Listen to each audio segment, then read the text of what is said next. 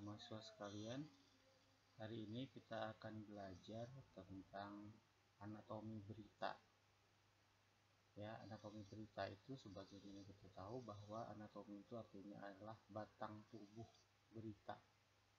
Nah, bagaimana batang tubuh sebuah berita? Itulah yang akan kita pelajari pada kesempatan ini. Adalah judul berita. Apa yang dimaksud dengan judul berita?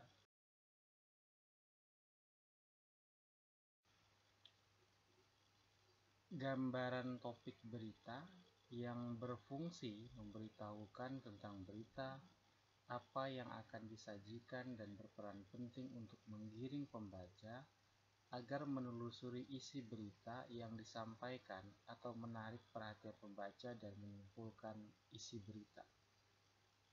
Jadi judul berita itu, dengan membaca judul kita sebenarnya sudah tahu topik atau berita ini akan bicara tentang apa, kira-kira seperti itu. Nah, judul berita juga bisa menggiring pembaca untuk menelusuri isi berita. Kadang-kadang dengan membaca judul orang jadi penasaran, tertarik, lalu kemudian dia ingin membaca berita.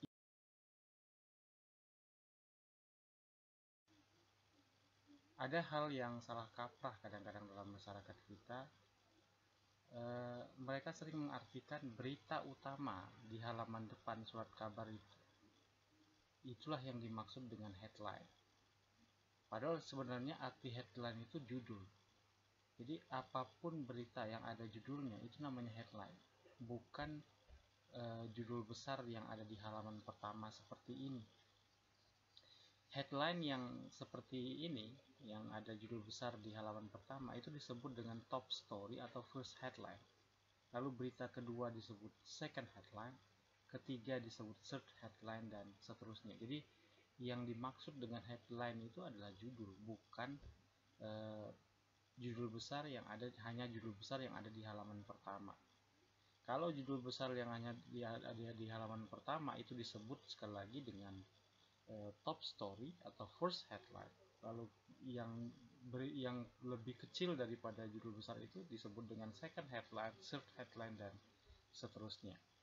Karena kadang-kadang kesalahan seperti ini tidak hanya masyarakat awam, tetapi juga kadang-kadang orang-orang jurnalistik sering mengartikan bahwa kalau beritanya itu di halaman pertama dan menjadi berita besar, maka itu disebut dengan headline. Headline itu artinya judul. Jadi apapun berita yang ada judulnya itu disebut dengan headline. Mau di halaman pertama, halaman kedua, halaman terakhir, judulnya besar, kan dia seolah-olah seperti terhenti. Tapi kalau ini tertunda, dipertimbangkan oleh gubernur karena kesibukannya atau karena pejabat-pejabat di bawah gubernur belum menyampaikan hal itu kepada Gubernur Banten. Jadi perlu dilihat kesesuaian antara judul dengan lead atau pengantar.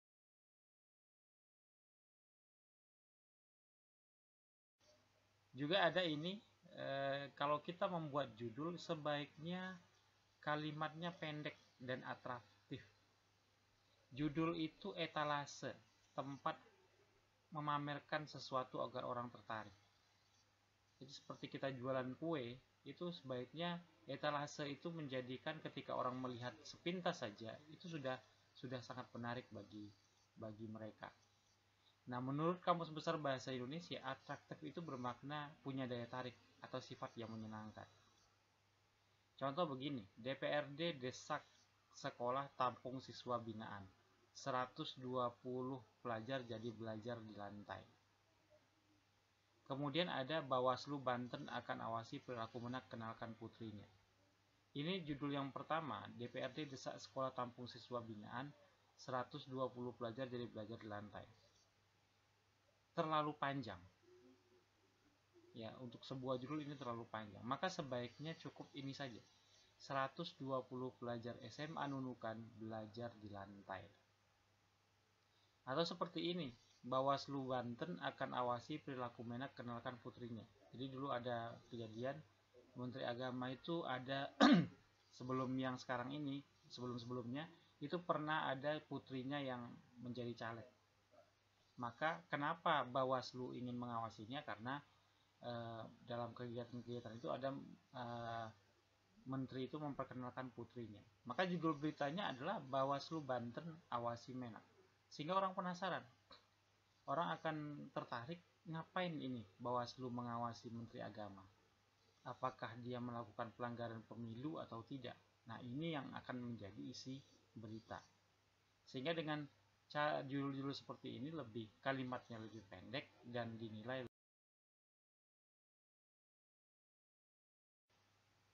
Kemudian penggunaan nama. Kalau kita bikin judul, lalu kita ingin memakai nama orang, pastikan bahwa nama yang Anda pakai itu di dalam judul adalah nama orang terkenal. Jadi ibaratnya itu kalau nilai berita kita itu harus prominence, maka kalau kita mau memakainya pastikan orang ini prominence atau tidak. Bagaimana mengukurnya? Anda bisa mengukurnya sendiri. Ini dikenal banyak orang atau tidak, atau saya sendiri yang mengenalnya, atau bahkan saya sendiri pun tidak mengenal lebih jauh. Maka sebaiknya kalau tidak terkenal tidak usah dipakai namanya dalam judul. Tapi kalau dia sudah terkenal, pakailah namanya dalam judul. Nah, ini ada dua contoh. SBY curhat lagi. Semua orang tahu inisial SBY itu adalah untuk Susilo Bambang Yudhoyono. Maka boleh dipakai sebagai judul. Atau nama Budiono dengan ejaan ulama seperti ini, maka itu orang afiliasinya pasti Pak Budiono yang ketika itu misalnya pernah menjadi menteri dan pernah menjadi wakil presiden. Lalu kalau dia namanya tidak terkenal, sebaiknya cukup dengan jabatannya saja. Jadi boleh nama, boleh jabatan kalau kita menggunakan namanya kira-kira tidak familiar di tengah masyarakat. Mungkin dengan jabatan seperti ini. Duta Besar Amerika Serikat tiru belusukan Jokowi. Ya, Duta Besar Amerika Serikat kan senantiasa berganti dan kita tidak tahu. Tapi kalau kita ingin menggunakannya, pakailah dengan.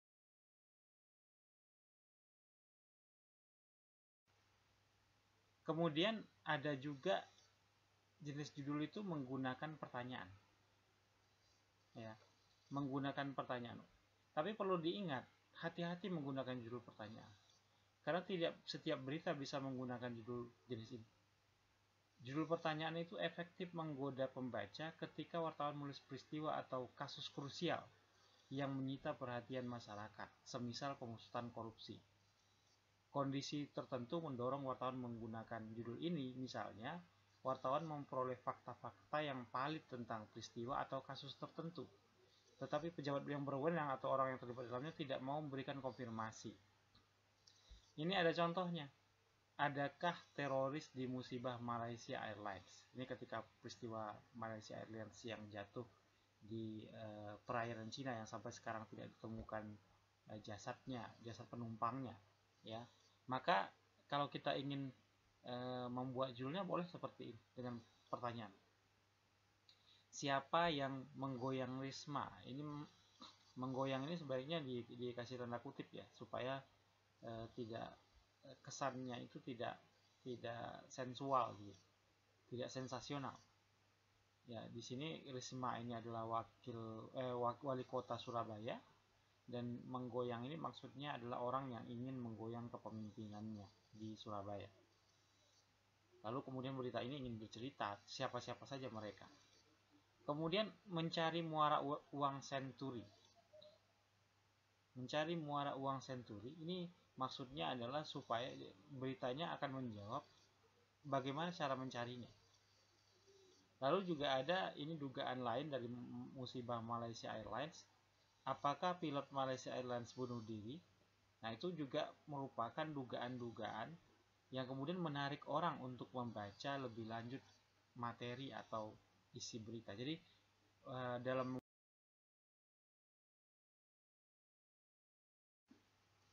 kemudian juga boleh kita menggunakan judul kutipan. Ya, jadi hampir sama dengan judul pertanyaan, judul kutipan juga harus hati-hati digunakan. Ada persyaratan dalam berita itu jika ingin menggunakan judul kutipan, antara lain isi dari kutipan itu sangat kuat secara kemanusiaan atau memunculkan persepsi yang krusial. Jadi kutipannya adalah kutipan yang seksi yang kemudian membuat orang tertarik untuk membaca beritanya. Misalnya ini, anak kelaparan, saya bunuh aja lah. Itu kan menimbulkan keingintahuan orang. Kenapa kok anak kelaparan malah dibunuh? Atau seperti ini, ada pakai nama SBY, lalu dibikin kutipannya. Kita siap berperang. Berperang dengan siapa? Ini yang berperang dengan siapa dan kenapa mesti berperang? Itulah yang membuat orang penasaran membaca beritanya. Jadi boleh kita memakai kutipan, tetapi perhatikan bahwa itu kutipannya harus hati-hati digunakan dan sangat kuat secara kemanusiaan atau memunculkan persepsi yang krusial. Judul anak kelaparan saya bunuh aja lah itu sangat kuat secara kemanusiaan. Mungkin dia orang yang miskin, tidak bisa memberikan makan kepada anaknya, lalu kemudian tidak bisa berharap kepada manusia yang lain. Ini menimbulkan persepsi dari orang yang mendengarnya untuk kemudian setelah membaca berita ini harapannya adalah orang menjadi simpati dan kemudian mau untuk membantu. Sementara SBY kita siap berperang itu kuat secara persepsi. Persepsinya krusial sekali.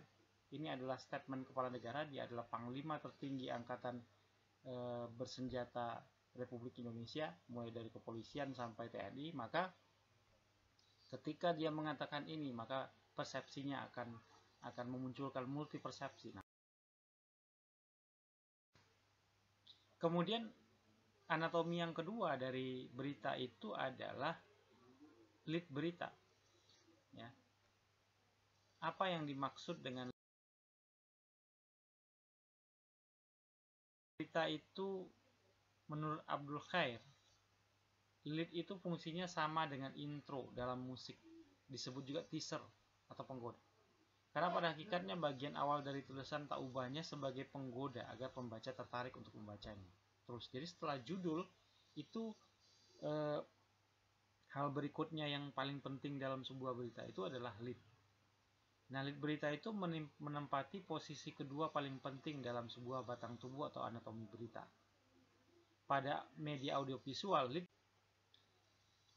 merumuskan lead. Melvin Mincher merumuskan apa yang harus dilakukan wartawan dalam membuat sebuah lead. Perlu diingat, pertama adalah apa yang unik, apa yang paling penting atau tidak biasa dari sebuah kejadian. Jadi sebenarnya Anda ingin menggambarkan apa dalam berita Anda, maka itu yang paling Anda dahulukan sebagai leadnya. Lalu siapa yang terlibat? Anda ingin menonjolkan siapa, maka Anda tuliskan siapa yang terlibat dalam berita Anda. Lalu baru Anda rumuskan lead jenis apa yang lebih tepat dipakai. Kemudian gaya bahasa seperti apa yang akan dipakai di dalam lead. Ya, apa yang lebih membuat pembaca tertarik untuk ditempatkan di awal. Ini langkah-langkah kalau kita ingin merumuskan sebuah lead. Ya. Jadi perlu diketahui kejadiannya unik apa tidak, penting apa tidak, atau tidak biasa dari sebuah kejadian itu apa. Siapa yang terlibat? Lead jenis apa yang lebih tepat dipakai? Gaya bahasa seperti apa yang akan dipakai dalam lead? Apa yang lebih membuat pembaca tertarik untuk ditempatkan di awal? Nah, itu yang ditempatkan di dalam sebuah. Ini ada sebuah peristiwa, ya, sebuah peristiwa berita. Obat X positif mengandung etil diamine, suatu senyawa kimia yang berpotensi merusak ginjal dan hati. Menteri Kesehatan Dr. Siti Fadila Supari SPJPK di Jakarta kemarin mengumumkan obat tersebut dilarang untuk diperjualbelikan dan digunakan di seluruh Indonesia. Perusahaan yang memproduksi obat tersebut harus menarik seluruh obat tersebut dari peredaran paling lambat 1 minggu ke depan. Ini adalah strike news lead. What-nya itu obat yang paling berbahaya dilarang beredar. Who-nya pemakai obat X, ya, konsumennya. Ada Menkes Siti Fadila Supari, ada produsennya. When-nya itu kemarin, kemudian dalam 1 minggu ke depan. Y-nya itu mengancam kesehatan ginjal dan hati. How ditarik dari peredaran. Maka yang dijadikan lead itu adalah wattnya. Pertama itu dibuat wattnya, obat X yang berbahaya dilarang beredar. Who-nya dipilih. Dari antara who ini siapa yang paling ingin ditonjolkan? Maka yang paling berhak menarik obat itu adalah Menteri Kesehatan. Maka dijadikanlah Menteri Kesehatan sebagai who-nya. Walaupun setelah itu ada keterangan obat pemakai dan produsennya. When-nya itu dibikin kemarin, pernyataannya itu kemarin, kemudian dalam 1 minggu ke depan dilakukan penarikan. Y-nya mengancam kesehatan ginjal dan hati. Kenapa itu ditarik? Karena mengancam kesehatan ginjal dan hati. Lalu kemudian how-nya ditarik dari peredaran. Ini cara membuat lead kalau memakai strike. Lalu ini ke-6 unsur itu dibandingkan. Maka berita itu bisa dibuka dengan what lead. Ini menggunakan what lead. Obat X dinyatakan berbahaya karena terbukti mengandung titik-titik. Atau bisa juga dibuka dengan who lead. Menkes Siti Fadila Supari mengumumkan obat X berbahaya bagi kesehatan ginjal dan hati pemakainya. Jadi bisa dipakai dengan kalau kita bikin strike news lead atau berita langsung, itu bisa dipakai dengan what lead atau bisa dipakai dengan who lead. Yang kedua ada shop news lead. Ini pembuka berita tanpa mengajak pembaca langsung pada inti masalah. Ini biasanya ditemukan pada berita-berita feature ya, berita-berita yang seperti sebuah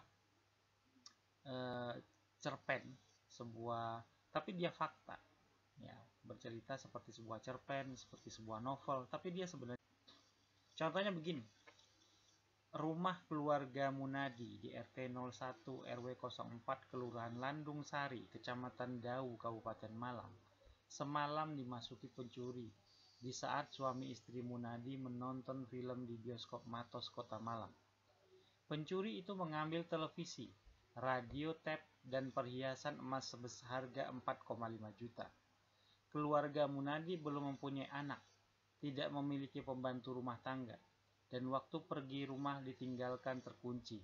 Sepulang dari bioskop sekitar pukul 22.30, Munadi mendapatkan jendela samping rumah sedikit terbuka. Di lantai terlihat jejak kaki orang berlumpur dan lemari pakaian telah terbuka bekas didongkel. Munadi melaporkan peristiwa itu kepada polisi. Polisi kini mengusut siapa pencuri tersebut. Nah, ini ada berita seperti ini, dia tidak langsung kepada inti masalah, tapi kita dibawa berputar-putar kepada alamat rumah Munadi, lalu kemudian dia menonton film. Pada saat dia menonton film itulah masuk maling ke dalam rumah. Itu bisa ditinjau dimulai dengan how lead. Ya, how lead itu seperti apa? Melihat jendela samping rumah yang terbuka, jejak sepatu berlumpur di lantai dan lemari pakaiannya menganga, Munadi sadar bahwa rumahnya telah kemalingan. Ini bisa dimulai dengan cara seperti ini. Kalau kita ingin atau kita bisa memulainya dengan when lead. Ketika Munadi dan istrinya asik menonton di bioskop Matos semalam, rumahnya digerayangi maling. 1 pesawat televisi, radio tape, dan emas seharga 4,5 juta melayang. Bisa juga kita memulai dengan where lead. Lead akan kurang kuat jika dimulai dengan unsur where. Ini contohnya, rumah di RT 01 RW 04 Kelurahan Landung Sari, Kecamatan Dau, Kabupaten Malang, yang dihuni keluarga Munadi semalam dimasuki maling ketika tuan rumah sedang menonton di bioskop Matos. Maka bisa kita mulai dari who lead dengan menerangkan Munadinya, bisa dengan when lead ketika dia kapan menontonnya, bisa dimulai dengan where lead, atau bisa dimulai dengan how lead ya, ketika bagaimana. Ada juga lead itu lead kutipan ya. Kalau tadi ini kita bicara tentang lead 5W1H itu, bisa juga lead itu bentuknya kutipan. Ada kelemahan yang bisa kerap muncul dalam penulisan lead kutipan. Banyak surat kabar terpeleset oleh lead kutipan ini karena menonjolkan kutipan yang tidak menarik ataupun kurang tidak memiliki arti penting bagi pembaca. Terutama kutipan dari omongan pejabat, tokoh yang isinya hanya sekedar pesan, imbauan, harapan yang pada dasarnya tidak kuat sebagai elemen suatu berita. Sebenarnya ada 3 alasan untuk mengutip ucapan seseorang di dalam lead. Jadi kalau kita ingin bikin lead kutipan, itu ada 3 syaratnya. Pertama, kalau ucapannya kontroversial, mengundang perdebatan, ya, itu boleh dijadikan lead. Kemudian jika ucapan itu mencerminkan emosi si pembicara, mencerminkan emosi itu artinya perasaan, jadi bukan berarti orang marah-marah, ya. Kemudian tidak hanya orang marah-marah, tapi juga bisa perasaan sedih, perasaan bahagia, perasaan marah juga termasuk di sini.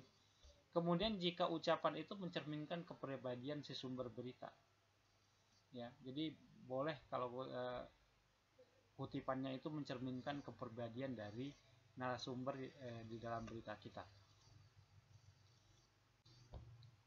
Ini contoh lead kutipan. Suka atau tidak, kontu harus dikosongkan.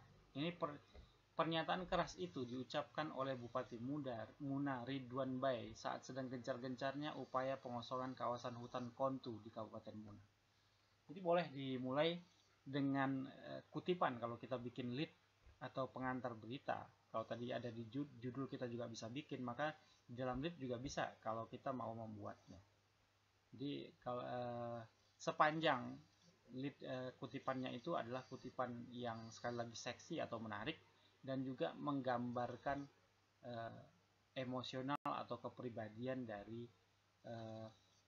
narasumber yang kita kutip dalam berita kita. Ada lead menuding langsung. Ini kalau kita ingin seolah-olah berkomunikasi dengan pembaca. Ciri-ciri lead ini adalah ditemukannya kata Anda yang diselipkan pada paragraf pertama atau di tempat lain. Misalnya seorang reporter yang ditugaskan di kantor imigrasi dan menemukan kesalahan penerapan cekal terhadap seseorang yang tak bersalah, bisa menggunakan lead ini. Contoh, bila Anda punya nama pasaran, harap hati-hati, salah-salah, Anda kena cekal, tak boleh keluar negeri. Ini seperti kalau ada orang memulai berita seperti ini berarti dia menggunakan lead menuding langsung. Siapapun pembacanya, dia seolah-olah berkomunikasi dengan pembacanya. Anda di sini itu seperti kita berkomunikasi dengan para pembaca kita. Maka pada contoh ini, bila Anda punya nama pasaran, harap hati-hati, salah-salah Anda kena cekal, tak boleh keluar negeri. Ini karena ada nama-nama yang nama-nama ini karena nama-nama teroris, lalu kemudian karena nama yang menggunakan itu banyak, dia bukan teroris, maka kan di emigrasi bisa saja dicekal. Jadi hati-hati kalau nama Anda misalnya nama-nama para penjahat yang sudah pernah tertangkap misalnya, itu bisa dibikin oleh wartawan leadnya seperti ini. Nah, salah-salah Anda kena cekal, tak boleh keluar negeri. Itu adalah lead menuding langsung. Kemudian ada juga lead penggoda.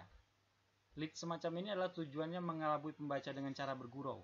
Tujuan utamanya menarik perhatian pembaca dan menuntunnya supaya membaca seluruh cerita. Contoh, angka yang ditunggu-tunggu itu akhirnya keluar juga, sekitar 197. Ini bukan angka togel, tapi ini adalah angka korban kecelakaan. Jadi dari kalimat ini pembaca belum tahu pasti inti cerita tentang angka 197 itu. Justru karena keingintahuannya dibangkitkan, dan untuk itu mau tak mau ia harus membaca kelanjutan kalimat sampai tahu apa yang dimaksud dengan angka 197. Ini adalah jumlah penumpang kapal motor Acita sebelum tenggelam. Jadi ada kapal motor Acita tenggelam di lautan, ternyata jumlah penumpang dari kapal itu adalah 197 orang. Nah, wartawannya ini memulainya dengan sesuatu yang seksi dengan menggunakan lead penggoda, ya. Angka yang ditunggu-tunggu itu akhirnya keluar juga, sekitar 109.